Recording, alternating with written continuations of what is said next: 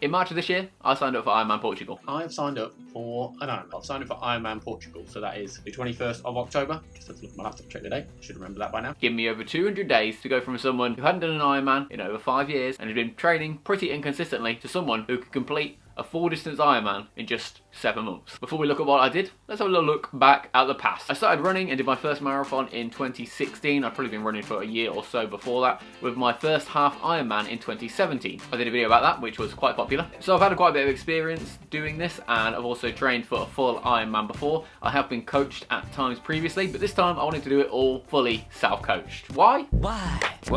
I felt like I had the experience, I've done it a few times before, and quite a bit of knowledge about training, and also wanted to really test my knowledge myself. Is there gaps that I could fill? Also, as the channel says, I'm a part-timer. I've got a young family, I'm working full-time as well. Spending money on a coach didn't really seem like the best idea. It's an extra expense, and I could have used that money elsewhere. And the scheduling around work and childcare is quite complicated, meaning that some days I might not be able to do things, or I have to be really specific training. It just felt easier to kind of plan that in myself. So I used Training Peaks, going for a 4-week plan. I would build up every single 3 weeks, and then on the 4th week have a rest week, which would be like half of whatever the biggest week was, and then build it back up again. My fitness was starting in a fairly low place. For the past couple of years, yeah, my training had been really inconsistent. It wasn't until about 8 months after my son was born where I did a challenge where I ran a mile for every goal scored in the World Cup, and it made me think, okay, maybe I can actually squeeze this training in. At the start of the year, I've been averaging about 5 hours of training in January and February, so I'd start off with about 8 hours of training with the goal to build up to about 16 hours of training, which hopefully we'll be able to hit a couple of times. Now we kind of had a rough plan. What was the target? I had a few goals in mind. For my C goal, it was just to finish. B goal, be sub 14 hours. I feel like that's a reasonable target. That's what my target was last time, which I did manage to beat. The bike course was cut short, which probably helped. My A goal would be to get a PB. The bike course was cut short then, so this would be a longer distance. A time of 13 hours and 40 minutes was basically my time to beat. And then for my S goal, S tier, if I could get this to be amazing, would be a sub 13 hour. It looked achievable doing that. I know it's an Ironman, so anything can happen. So I kind of wanted to aim for sub 13, and hopefully that could be my main target, focus on that. So I was spurred on by signing up and spending £600 to enter a race. I did get the hoodie. That wasn't included in the price, I had to buy that afterwards. The first couple of weeks actually went quite well. I got in a good variety of cycling and running, as well as some strength and conditioning. Swimming hadn't started yet, but I had been hitting my key sessions on the other disciplines with at least one long ride a week. I hadn't ridden outside for probably 8 months, so long ride was starting out at like an hour or two. I also wanted to balance that out with some interval sessions. Most of them would be done on the trainer. There were some times when I could get up early in the morning, even if it was just me and my son at home, put the baby monitor on, crack on Zwift. And for running, it was kind of a similar structure. There was a focus on long runs, starting off with like a 90-minute run, fairly low intensity, zone 2 heart rate, looking to build them up to about 3 hours. Similar to the bike, I would also mix in some interval sessions, some recovery runs. The 4-week plan did shuffle around a little bit. There were some weeks where I had holidays so I could do more training. There were some weeks where I had loads of stuff going on so I could do less training. What is that rubbing? I don't have time for this. What is going on today? Why is this like this? It's completely snapped. How does this happen? How does this happen? I took so long to get out the door. The Garmin turned off, and now there's something going wrong with my chain, I think. I mean, the first couple of weeks were just similar sort of amount of hours, but it was still more than I had been doing. I did get a running pram, so on days when I had my son, I could still get in some recovery runs, which were great. It really felt like the training was starting to fit around my life at this point and not completely taking over. There were a couple of missed sessions in there, but we managed to hit most of them. I'd been pretty consistent with my calorie tracking as well, which is something I was trying to do, aiming to hit my maintenance calories every day, plus whatever I burned through my training. I burned like way more calories than I expected today, so I'm gonna have to eat half a tub of ice cream. I also wanted to hit over 100 grams of protein and make sure I got a good amount of carbs in there. After a month, I built up to a 12-hour training week, which fit around a trip to Brighton, where I cycled a section of the journey each way, and I even managed to get a sea swim in. Get in the sea. Probably not for very long. If you count splashing around in the freezing Brighton Sea for 12 minutes as a sea swim. I was in there for like 10 minutes, so I think I did about 25 metres of actual swimming. I did also definitely hit my goal for carbs. Sharing your chips? Yeah. That's your life now. Like I said, things have been going well, but then as we started May, I did think training started to catch up with me a little bit. Really, the lack of recovery. Oh, my legs feel a bit sore after yesterday. I had a bit of a mathematical approach to my training, thinking, you know, I'm at work for 40 to 50 hours a week. I only want to train for 16 hours. I can easily fit that in the hours in between. Just finished the gym. Not really a great session. I walked in at like 5:20. No benches free, no squat racks free. so I just ended up doing some like leg exercises upstairs. This did mean there were times when I was doing gym sessions late at night, finishing work at 10:30, going to the gym for 11 o'clock and not leaving till after midnight, and then just not getting enough sleep in that night to recover for the next day. So I dropped the gym session, trying to get just one in a week, and instead focus on getting some extra sleep and then maybe even getting an extra swim in there in the morning instead. I didn't plan in recovery days very often, but I would often try and get recovery hours in there. I might not necessarily have the whole day off, but I might train one morning and then not train again until the next day in the evening, so I was still getting over 24 hours, maybe 36 hours of rest. I found this helped, and it meant I was able to build my training up again and do some more focused sessions. I'd done a swim speed test to give me an idea of what to focus on in the pool, and I'd found better times to swim that weren't as busy, and I could easily get them in. As we were getting into June, I also started to look at open water swimming. I'll be swimming in the sea in Portugal, not really possible to replicate where I live. The running and cycling distances were also starting to build up here, and I was starting to get some longer brick sessions in there. But of course, as things were starting to go well again, there's always something that goes wrong. Just before we get into this, I want to quickly pause and say thank you for watching this far. If you have enjoyed, please leave a like on the video.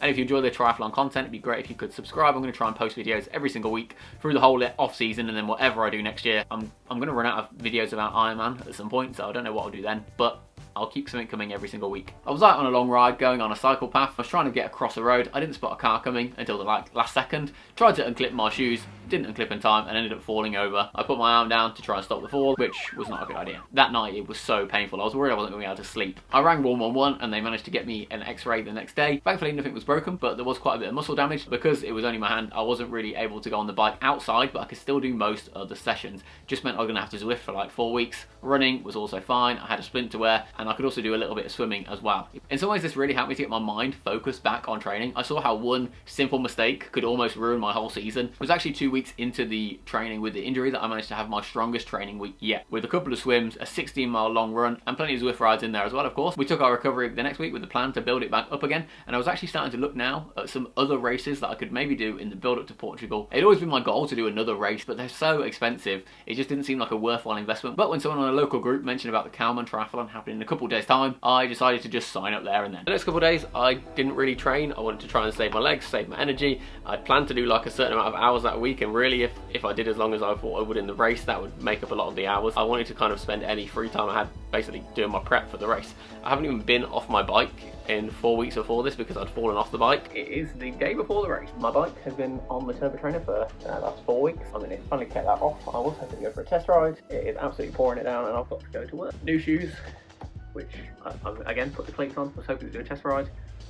Haven't worn them yet, so there's nothing new on race day rule. I'm definitely braking. My real goal with this race was just to replicate what I wanted to do in Portugal, but like 10 weeks earlier. Even after the race, I still have plenty of time to train, so I basically got all my targets down and split them in half. I was aiming to do a swim in around 40 minutes, the bike in 3 hours 30, and a 1 hour 50 run, which hopefully wouldn't feel too tough. And with 8 weeks still to go of solid Ironman training, hopefully I'll be able to replicate these numbers. The day started okay. I managed to get to the race in what I thought was plenty of time, but I was a little bit rushed actually getting into transition. I managed to completely miss the breathing, getting all my stuff ready. The swim was 2 laps in a local lake, and while I didn't manage to get on the front group, I did manage to stick with a smaller group that was behind the front group for most of the swim, meaning there was always someone in front of me. I didn't have to worry too much about sighting because I could just follow the toes of the people in front. And considering this was my 3rd open water swim of the year, not counting that Brighton splash in the sea, I was quite happy with the result and managed to get out in under my time. Now it was time for the bike. Again, 2 laps. So here I had a rough idea of what I wanted to do. 3 hours 30, and then ideally, 1:45 per lap. But I didn't really manage to stick with that.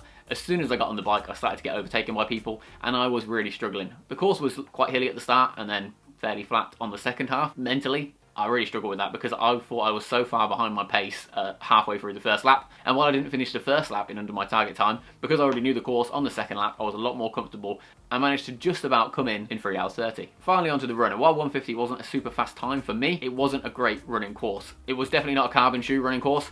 There was long sections in a field with some quite steep uphills in there as well. So I went for my training shoes instead. You did 4 laps of the run, so there's plenty of time to see other people and go past. So a lot of the people that whizzed past me on the bike, I was able to catch on the run, but I felt really strong throughout the run, really consistent, and didn't really slow down at all. And again, I managed to come in under my target time. There were definitely some learnings, but I was overall happy with the result, and I was really looking forward now to cracking on with the rest of my training. I had a solid 8 weeks of training to get in there to hopefully mean I could replicate this in Portugal. So now it was time to really start building up the training and try and hit those 16-hour training weeks. Through the rest of August, I managed to stay really consistent, getting some big runs, and while not huge, managed to get plenty of 2+ hour rides in there. As we moved towards the end of August into September, this is where I started to struggle. It felt like family life, which had been working well around training, kind of started to struggle here. It seemed like more and more often there would be days where my son wasn't well, so he wouldn't be able to go to nursery, so I wouldn't be able to do any training, which would really throw me off, or there'd be problems at work, so I'd have to move my shifts around to try and fit in there. I also think the long amount of training time had caught up with me. I've probably been training for like 16 weeks at this point, which is a long time. Normally you do like a 12 or 16 week block to build up for an Ironman, but because my fitness wasn't really there at the start,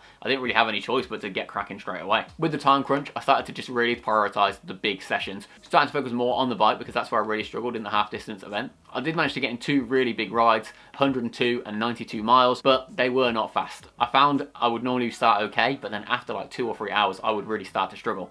I just realised I hadn't done this at all on the trainer. Most of my sessions were 1 or 2 hours, if that, and even my long rides outside were like 3 hours. This is where I started to see maybe I didn't have the time to fit in this training. Next time I think it's a good idea to sign up for an Ironman.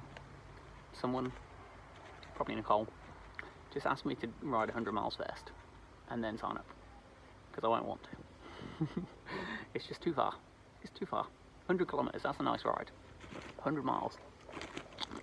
Just silly. Because it felt like this was the one session that I just could not fit into my week. I had to sacrifice so much just to squeeze this in. It would often mean that the rest of the week I'd have to drop other sessions because I'd have to do things that I should have done on the day I was doing the long ride. I didn't really realise at the time. I think I listened to this podcast probably during one of those long rides, but something that was said on the Rich Roll podcast really started to resonate with me here. If you haven't done it in training, you will not do it in a race. Yeah. It's that simple. Looking back, my pace really wasn't there on the bike, and I really should have just cracked down, focused on that earlier in the season. I kept highlighting in different videos and throughout my training that I needed to focus more on the bike, but I just wasn't doing it. The long rides I did actually took so long on the days that I wasn't even able to complete brick sessions afterwards, which I'd originally planned. And it's at this point when I should have been doing my biggest sessions that I really started to fall off. 1 week I was quite unwell, and I didn't want to risk overdoing it and not recovering in time for the race with less than a month to go. The night just started to feel really unwell, headache, snotty. But the training really fell apart here. I had 1 9-hour week, but it only had 3 sessions in it. Then a 2-hour week while I felt unwell, an 8-hour week, and a 3-hour week just before the race. Looking back, I think it's really the gap in between the middle distance event and here where I really fell apart and lost my training overall. So while I took a week off leading up to Portugal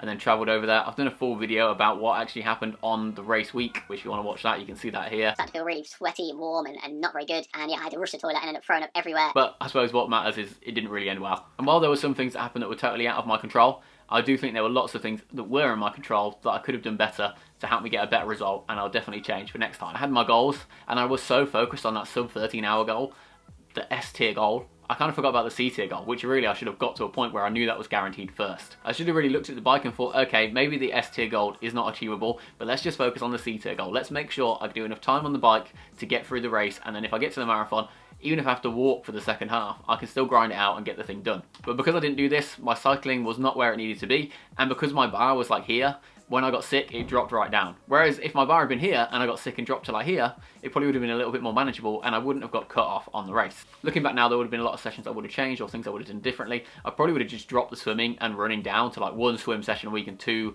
runs, and then do the rest of the time all cycling as much outdoors as possible, just to get used to being on the bike for that amount of time, getting into race position, eating on the bike, fueling, and putting out a lot of power consistently. Even since the race and doing Zwift sessions after, I noticed my cycling always does seem to drop off after like an hour or so.